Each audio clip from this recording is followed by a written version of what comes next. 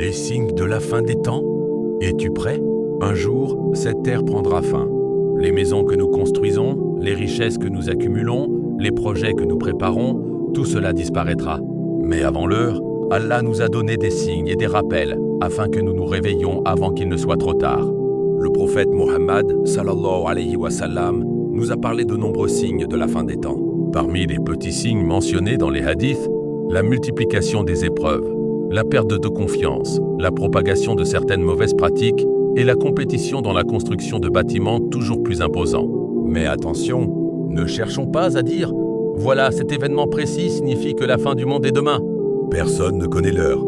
Allah seul connaît le moment où elle arrivera. Alors le véritable objectif de ces signes n'est pas de nous faire paniquer, c'est de nous réveiller. Car la question n'est pas « Quand est-ce que la fin du monde arrivera ?» La vraie question est « Si je devais rencontrer Allah demain, serais-je prêt ?» Regarde autour de toi. Nous avons du temps pour nos téléphones, du temps pour les réseaux sociaux, du temps pour les divertissements, du temps pour parler des autres. Mais trouvons-nous encore quelques minutes pour Allah? Combien de fois avons-nous repoussé la prière? Combien de fois avons-nous dit « Je me repentirai plus tard » Mais qui nous garantit plus tard? Peut-être que ce rappel est justement l'occasion de changer quelque chose. Si tu as abandonné la prière, recommence. Si tu as commis des péchés, demande pardon. Si tu t'es éloigné d'Allah, reviens vers lui. Ne te dis pas « Je suis trop mauvais pour être pardonné ».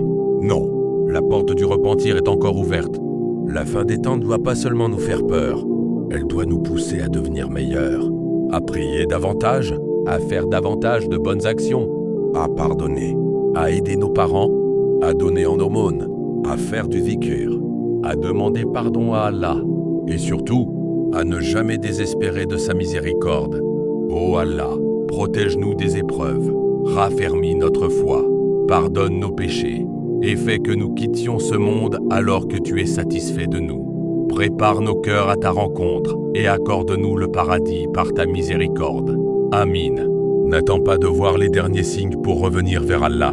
Reviens maintenant, car nous ne savons pas quand viendra la fin du monde. Mais nous savons une chose, notre propre fin, elle, arrivera un jour. Alors tant que tu respires, il est encore temps de changer.